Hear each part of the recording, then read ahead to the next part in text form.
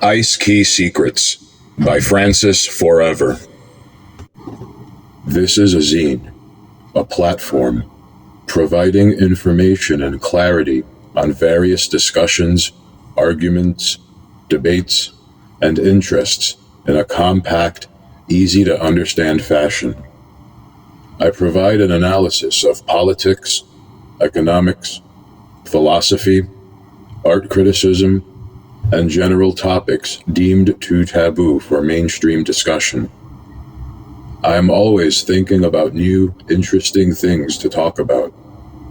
What you will find in my work is a collection of my experiences and thoughts about the state we live in. I don't create content. This is anti-content, or dark data. Download all my articles, PDFs, videos, photos, tweets, and music, and store it on a USB stick, SD card, or by any means. The point is to secure digital property against the state. I am anti-capitalist, anti-liberal, anti-social, and against modernity. We must accelerate the revolution. Pilleater, May 2022. What went wrong with hobbyist electronic music? The intellect has one thing in common with his art. His art is both sophisticated and expressive. This isn't just an expression of his own personal emotions or insecurities with regards to peer pressure, subculture, or status quo. But rather, the intellectual's art is complex, logical, and a meaningful machine for curious learners and scholars to appreciate. This is radically different from those who try and chisel an abstract feeling made of clay, while the intellect chisels the body of Adonis. Expression alone is a fleeting emotion, but the sophistication that follows is related to the difficult disciplines of science, technology, engineering, and math. However, the latter disciplines are missing from the evolving yet regressive genre of popular electronic music. At one point, electronic music was a novelty. Perhaps records by Emerson, Lake and Palmer, Beaver and Krauss, Morton Subotnick, and Wendy Carlos were novelties among the New Age class of the late 1960s to 1970s. Owning an actual synthesizer at this time was expensive, and it wasn't until the creation of the commercialized and condensed version of the modular synthesizer, namely the Moog Model D, was able to provide every professional rock musician the sound of something cosmic and futuristic. Still, at the end of this hippie era, electronic music was always for the upper class. Creating electronic music immediately labeled the musician as an avant-garde artist. Those who undertook the duty to create pure electronic music, like Kraftwerk and Tangerine Dream, were fighting an uphill battle. Technology wasn't there to proliferate electronic music for the masses or for the curious musician. As of 2021, electronic music became the norm. All dance-oriented music is considered to be EDM, or electronic dance music, for short. This term did not exist until the beginning of the 2010s. By default, all of Black American music is dependent upon computers, samples, and digital synthesis. The same could be said about any white rock album created in Pro Tools or through realistic-sounding VSTs. The artificial has blurred the lines between reality and computer technology. Something happened to the electronic music hobbyist in 2021. Note, I wrote hobbyist. This isn't to say the hobbyist is an impulsive consumer or someone looking to get high on drugs every day. A hobby can be defined not only as an activity of leisure, but as a craft and intellectual pursuit one accomplishes. Because electronic music is so abundant and proliferating, there is not room left for esoteric interest or deep studies into programming. There are now synthesizers for kids and smartphones that become a digital workstation. More on that later. The interest in the sophisticated analytical machine is gone. In other words, the interface to create electronic music has become elegant, easy to operate, all while resulting in random, awe-inspiring noise. The electronic musician in 2021 is not interested in technical aspects of what I call the programmer, and instead is interested in something called the performative. The hobbyist has turned into a decadent actor, wooed by the schizophrenic music industry and non-stop supply and demand interests of likes and dislikes on social media. The story is about technology accelerating past old trends and making those older art forms obsolete. Is there any point to be a hobbyist anymore? The days before Microsoft computers. I classify electronic music distribution and practice into 3 phases. 1, the programmer, the hobbyist. 2, the streamer, somewhere between the 2. 3, the performer, the decadent actor. The programmer.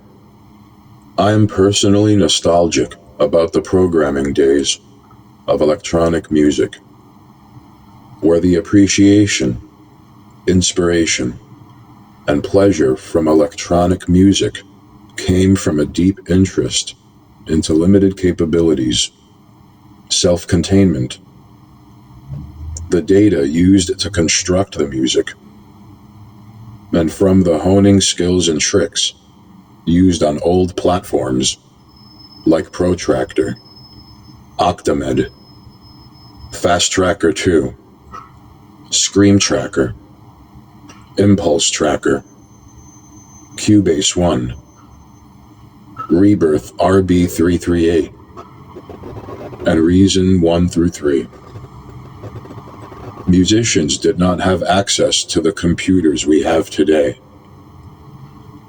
The introduction of the Atari ST and the first MIDI program, Cubase, helped musicians sync their gear to create perfectly timed electronic songs. And the Amiga 500, on the other hand, was about 8-bit sampling and tracking. In the late 80s to mid-90s, there were many unique methods of sharing electronic music on the internet. These limitations did not rely on digital audio workstations or fast-speed download servers. Rather, people shared music through mod files, custom MIDI files, or even files related to contained music programs, like in Rebirth RB338, from the Progressive PC, or Personal Computer, by Microsoft. The internet did not exist, and there was no way to directly download music in a fast manner. Musicians traded electronic music files through floppy diskettes. Only a courageous few downloaded music files. The concept that all music is raw audio is misleading. The birth of the mod file in 1987 changed the electronic music scene. Electronic music at this time did not rely on affordable or readily available hardware at a local music store or online retailer. But the electronic music scene was motivated by nerdy, introverted computer intellects who enjoyed computer music, which at its heart is the hobbyist, akin to the analytical philosopher or the mathematical professor. For my own definition of a hobbyist, I am not including those who already had hardware in the 80s and early 90s. Those with money did have access to the Akai MPC and multi-track recorders. Most casual electronic musicians at that time couldn't afford these pieces, because sharing home recordings during the 80s and 90s was rare among hobbyists. Working with early music trackers and sharing mod files on the internet or through mail catalogs or at demo parties was a special experience. My focus is on the programmer and the internet communities that were being made around electronic music. In the mainstream, techno entered the popular imagination as a term to refer to all popular electronic music. Rave was the rage in Europe, and the American scene was too focused on post-rock grunge. Electronic music was still alien, and it still echoed the popular sounds of Depeche Mode, Pet Shop Boys, and the girl pop of Madonna. Suddenly, more kitsch raver hits would come out of the blue, from Cotton Eye Joe to Sandstorm. The synthesizer and drum machine, once used as realistic-sounding devices in the 80s, suddenly transformed into futuristic dance toys of the 90s. Electronic music found a new purpose. It became popular among the masses. It wasn't just for the technical nerd, but now new music that sounds unlike anything heard before. And when technology advanced, an entire hobbyist scene became obsolete. The streamer. The period between the late 90s and the early 2010s, streaming electronic music was at its peak. As technology advanced, streaming was now possible, and the sample rate increased in sound quality. musicians could actually dump exact audio recordings onto the internet. And by the early to late 2000s, a new scene of musicians began sharing their music on platforms like MySpace Music, mp3.com, and even Newgrounds. This was the streaming phase, and was the tail end of the hobbyist scene. If anything can be streamed, what's the point working with music trackers anymore? The mod file was devalued. It was all just raw audio now. In the late 2000s, people were uploading experimental breakcore and e-grind on Internet Archive, Mediafire, RapidShare, HostGator, and Mega Upload. Perhaps this was a cultural message about the internet becoming the new DIY platform.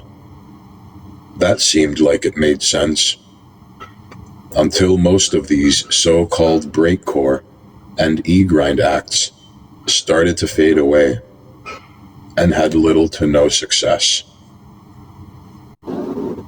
I remember acts like 50 Ways to Kill Me, X-Rotten Noisex, Battlefield Gorzum, Breakdancing Ronald Reagan, Dizzy Fizzy, Original Hamster, Animassacre, Bee Machine, and Kamikaze Deadboy, who uploaded a majority of their noise in the late 2000s.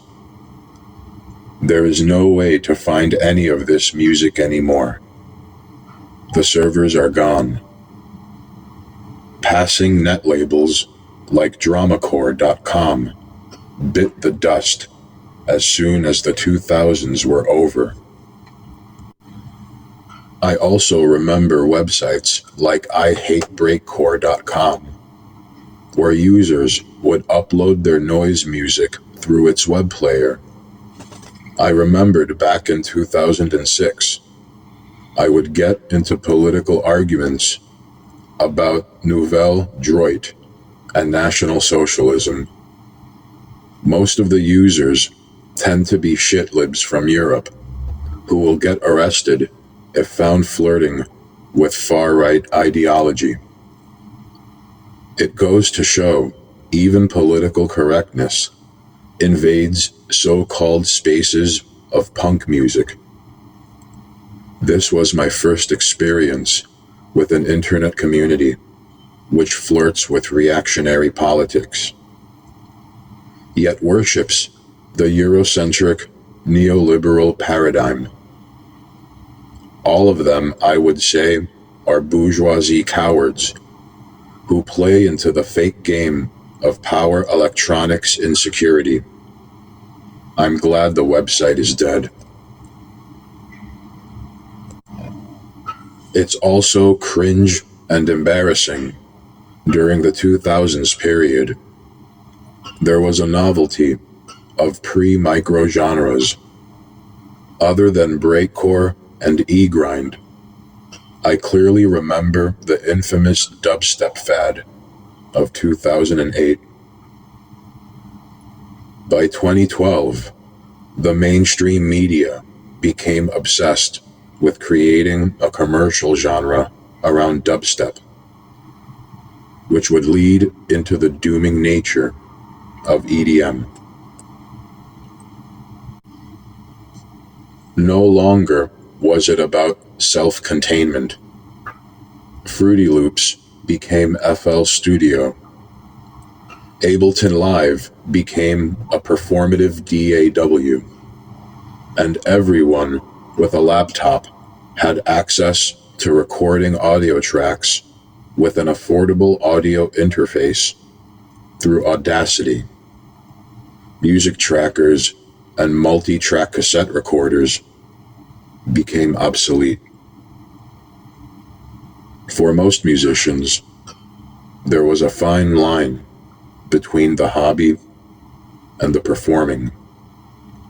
All this free noise music became useless and was soon dwarfed by connecting everyone on the internet.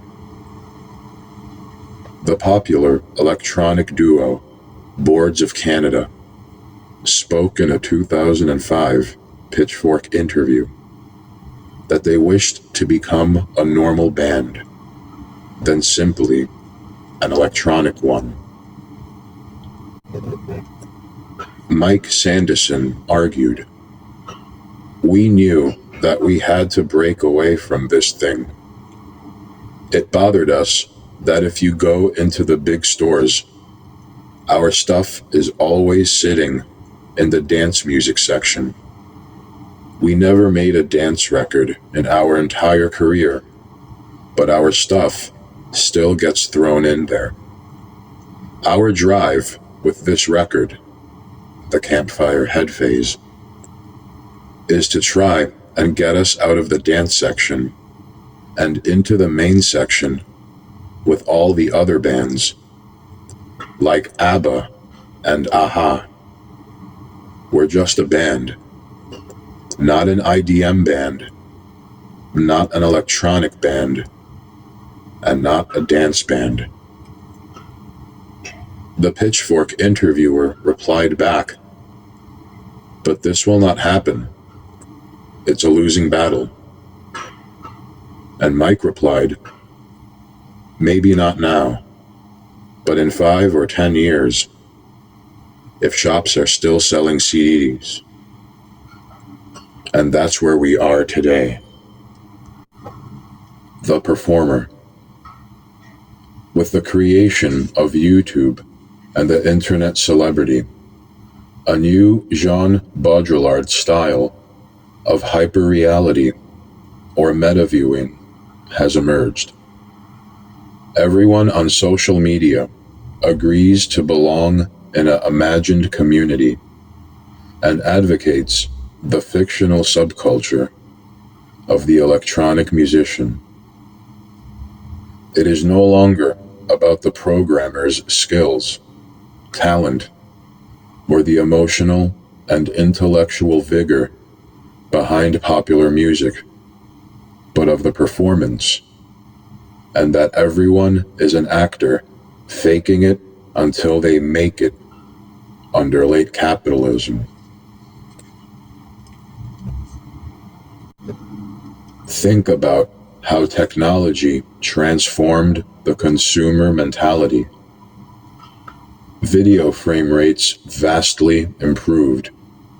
Internet speed increased. Streaming became possible. And everyone with a smartphone now has a video camera in their hand.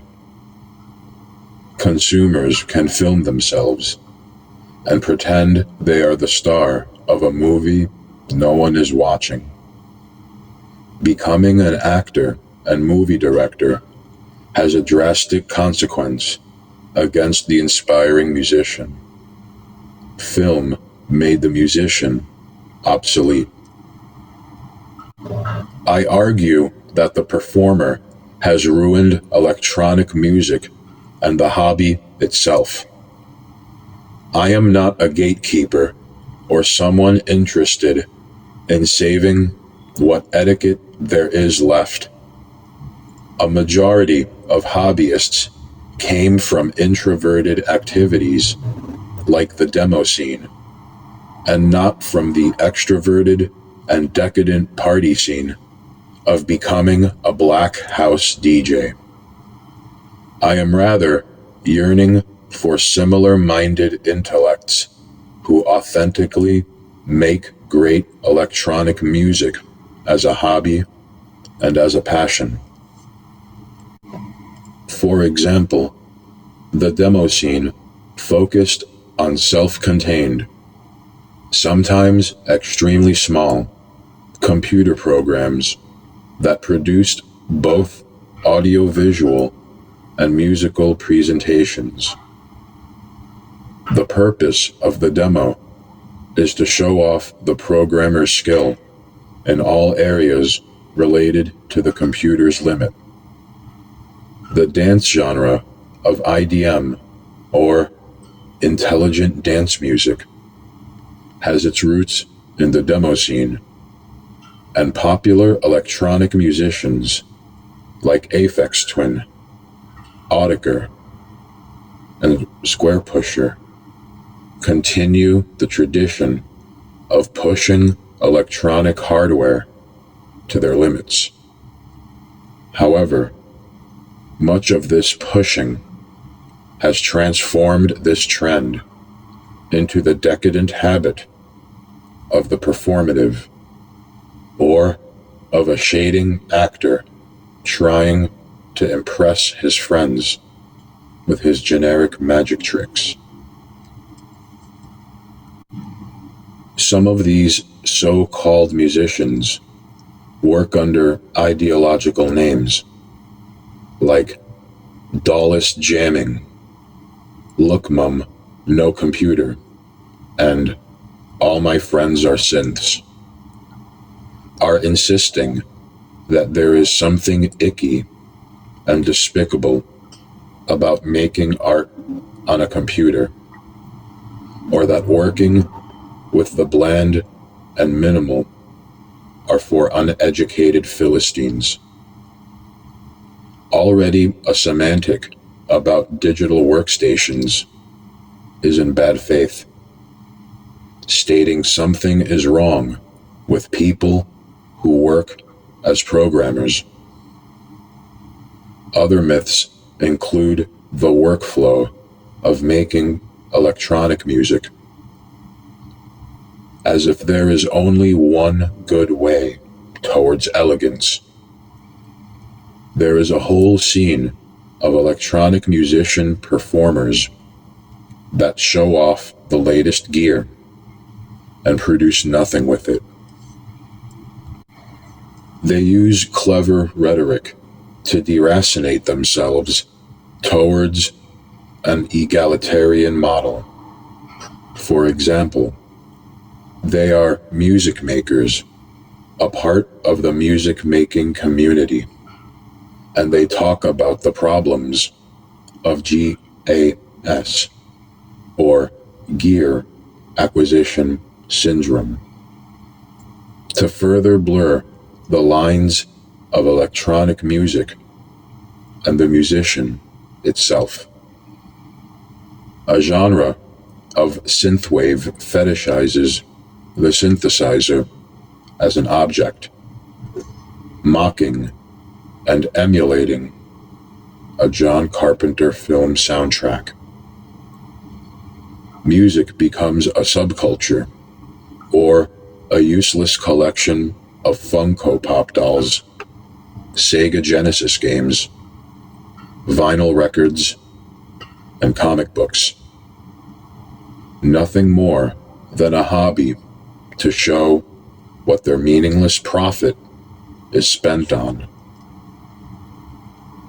The salesman and the act of consuming becomes more important than the musician who creates art. No one wants to be a radical outsider anymore. Perhaps a greater invasion was done by a VC, also known as Tim Bergling, who became a poster child for Silicon Valley DJ events. Google worshipped his death on September 8th, 2021, by issuing a Google Doodle of him on the front of their website. In the Google promo video, Bergling is just an ordinary musician who has big dreams of making it big, creating music in front of a computer. Here, we have an idealized way to be successful with electronic music. If the elites can get their way in 2021, they want the average American citizen to eat the bugs, stay in the pods, and don't have kids. Avicii is selling the dream of a performative electronic musician to every nitwit plugged into the system. Make music on a computer, or go to an EDM party, and don't have kids. Berglund committed suicide, not out of depression, but realizing how much of a tool he was for the elites. If his name is pronounced Avicii, my bad. This was a soft invasion, where those who desired to be an electronic musician could not align with the desire to create electronic music. Imagine a musician becoming a rapper, because that will get him both famous and signed onto a label. Hobbyist electronic music is dead because it became prey to childish subcultures, immature noisemaking, and status quo narcissism. So much of the latter has become central to the performative, all because an older generation of electronic musicians wanted the acceptance of normal people. But what is Generation Z learning from this behavior? They too are becoming narcissistic TikTok stars, yearning to be the next deadmau5 or Marshmallow, and role-playing the desire to become a gear demonstrator. We have to ask if YouTubers like Gabe Miller Music is really an electronic musician, or a confused kid that desires to become the abstract model constructed in his subjective mind. Basic reading of René Girard theory does wonders for critical thinking. The death of the hobbyist electronic musician comes directly from accelerating technology and through the slow cultural change of consumer behavior. Once technology becomes proliferated and targets the masses, a historical erasure appears. A popular myth aroused that technology could help and enrich the lives of the most unfortunate, but has instead gave entry to the most decadent and depraved people who will do anything to survive the decline of American capitalism and to exploit those who don't know any better. A focus on gear fetishism became center to this hipster behavior. Get used gear, man. It's cheap. Often, there is an argument held by the very performative social media celebrities that it's all about the price of the music gear, and that an electronic musician should not spend too much money on electronic instruments and equipment, and instead focus on some kind of bizarre DIY revolution of the cheap musician making nationwide popular hits. That includes buying groove boxes of the late 90s to 2000s period. This isn't the case, as the average price of a trendy and fully operating Eurotrack can be around the price of $1,500 to $4,000, and that on average a high-quality synthesizer is still $1,000. Also, what is ironic is that most popular hits are actually made in FL Studio and Ableton Live, the very performative programs that have a single entry cost and nothing else. But the actor desires the most sought-after tools to flex their fashion attire. The fetish around used gear is a misguiding one.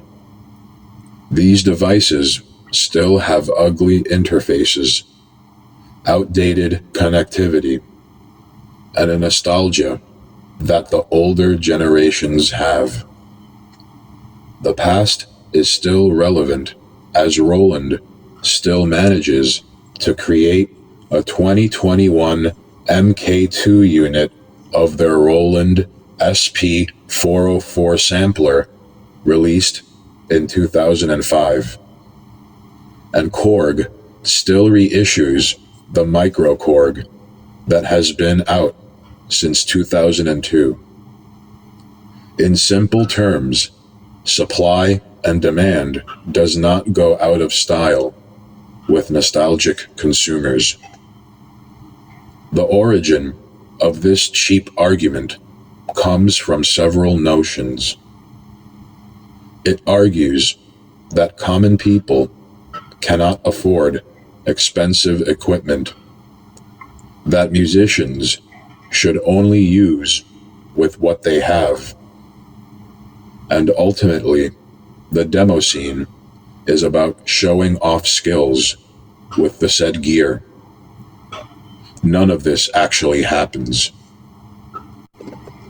Like the cliche of a hipster who prefers to listen to music on vinyl records, the electronic musician buying older gear is not about saving money, but about the authentic, that the instruments possesses a certain quality of sound that newer machines cannot produce. However, the law of accelerating technology dictates that clone machines, or machines that are exactly the same as they were in the past, will appear as common products, becoming widely available for the masses of consumers. This is extremely ironic, as one of the most hated electronic musician manufacturers is Behringer, a Swiss, German, Chinese manufacturer of cloned instruments. Older synthesizers and drum machines produced by Roland fetch for $1,300 on eBay, while Behringer makes exact replicas and clones of their brand, selling those instruments for a mere $400. Meanwhile, these authentic hipsters scream at Behringer for avoiding IP laws, practicing unethical business, while critics mock the clone instruments as inferior. Again, this is ironic, coming from the very said actors who prefer to buy back catalog instruments of outdated technology, when the natural law of capitalism is to be unethical in competition. Its loyal consumers share common guilt among each other. Behringer gives the common people a chance to make affordable electronic music. Why is this so offensive?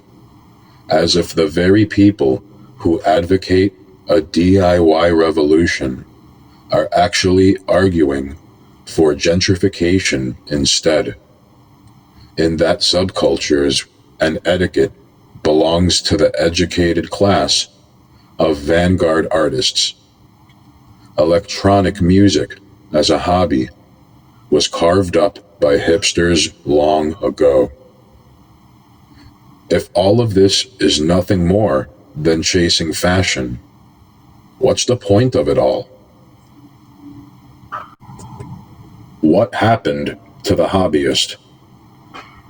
My argument stands is that electronic musicians are no longer the nerdy hobbyists that were once dedicated to the pursuit of engineering, logic, and science.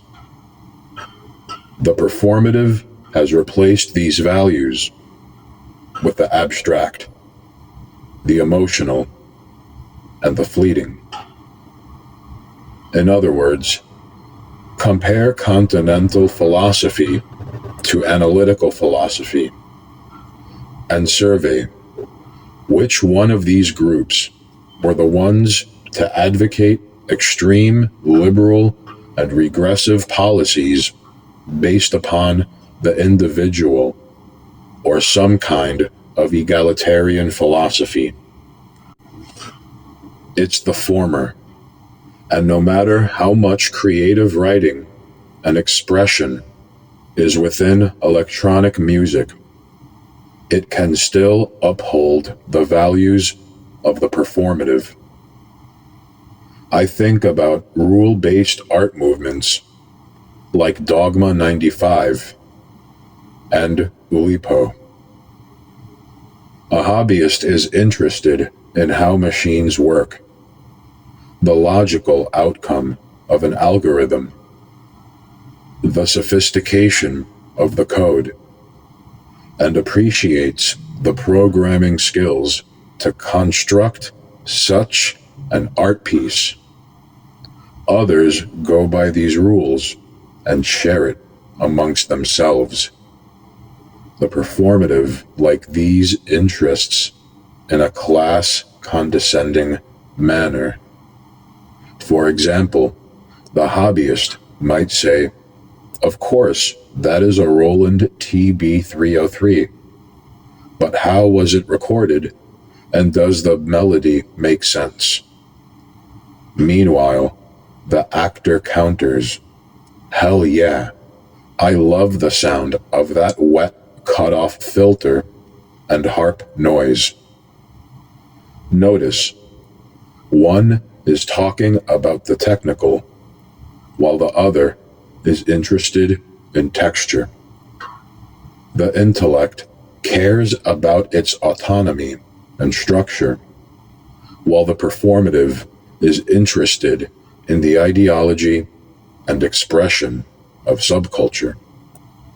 Just like the analytical and continental, the continental is too absorbed into his own feeling. Ask, what is so special today about someone uploading music right this minute, what they did in FL Studio on lunch break? The concept of a digital audio workstation implies the content creator is organizing raw audio files in a sequence, like an abstract cut and paste collage art, until the final soundscape is made. The DAW was never music-centric in its implication, yet has become the de facto industry standard method towards the creation of all electronic music. This can eventually be automated by an artificial AI. The electronic music hobbyist is crushed by the overabundance provided by an automated luxury communism, as if the creation of art itself becomes useless, where each day the simple craft is being degraded by the common consumption of TikTok surfing and by the unsurprising nature of print-on-demand products. All of that film and media is useless in a consumer society who degrades values as nothing more than of fleeting desires. Electronic music has become a social control opiate for the yuppie class of insecure millennials.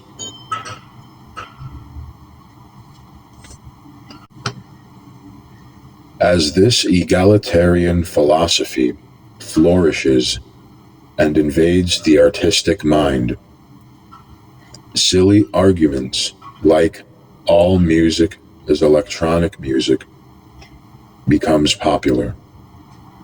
Provocateurs argue that the guitar will eventually become synthesized, creating a virtual reality stimuli dependent upon the computer.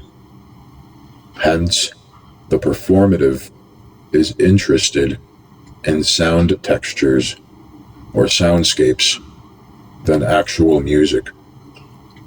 Pathetic genres based upon the performative, like vaporwave or hypnagogic pop, continue to accelerate Western imperialism, all while celebrating the materialistic nature of bourgeoisie man.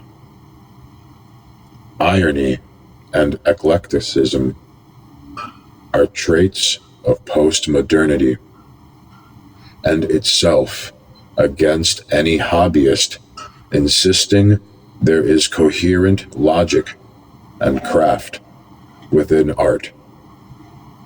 Electronic music thus serves the postmodern trend and can only be liberated by the analytical, dare I say, truth-seeking hobbyist.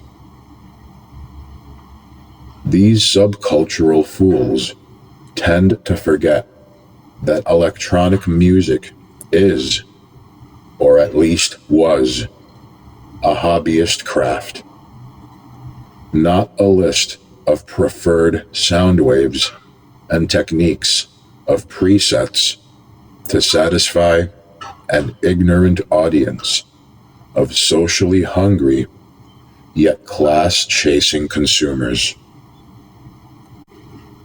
Post-elegance, or the fad of it. In graduate school, my main thesis was arguing that this interest in elegant design is an impossible task because of a huge personality difference between the hobbyist and its socially controlled user. After studying the works of Erik Erikson, Dick Hebdige, Frederick Jameson, and René Girard, I have came to the conclusion that this late capitalist interest in subculture is decadent. There is now a hybrid between the hobbyist and the performative. Such culprits, like Polyend, based in Poland, wants to create art toys for a generation interested in IDM music, but as well advocating the paradigm that the electronic instrument is like a guitar, mainly for the upper-class Brooklyn kid crooning about how his Asian girlfriend broke up with him. Bogdan Rosinski, from the Rosinski family, who runs the company, is its main spokesman. From all the Jamie Stewart fans I have encountered, Bogdan has to be the cream of the crop. He even has his own polyend tracker with his name on it to boost his own ego and credibility. As if the queer hobbyist is being deliberately pushed to become a profound Elliott Smith or a James Dean type figure who just happens to make heartwarming electronic music centered around a complex yet elegant machine. Polyend, with the creation of their tracker machine, insists a new subculture can be made through an elegant interface. A new fourth phase is happening after the advent of the performer. The performer will keep acting like in this cyberspace, but will eventually forlorn the days of actual authenticity. The act of being pretentious will arise out of a new neo-sincerity movement. There is nothing authentic about neo-sincerity. Instead, mainstream electronic musicians will still be locked into a performative state, all while trying to hark back to a level of a hobbyist authenticity from the past. This ironic and deeply inauthentic movement will be advocated by Polyend and other like-minded publishers of portable gear. New synthesizers and drum machines will be portable, or like laptops with extended battery life, where the performative can take these small but complex machines to the park or the beach.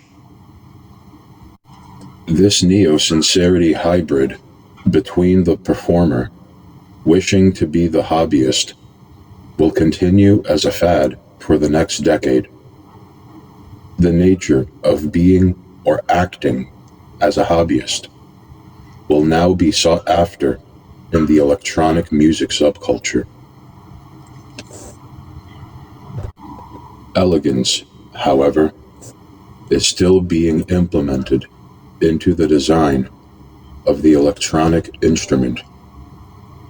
Perhaps post-elegance could be defined as elegance without order, in that elegance no longer is smooth in aesthetics or with operating clarity, but instead returns back to the autistic, the complex, and the confusing, all while retaining the Dieter Rams-esque order of control.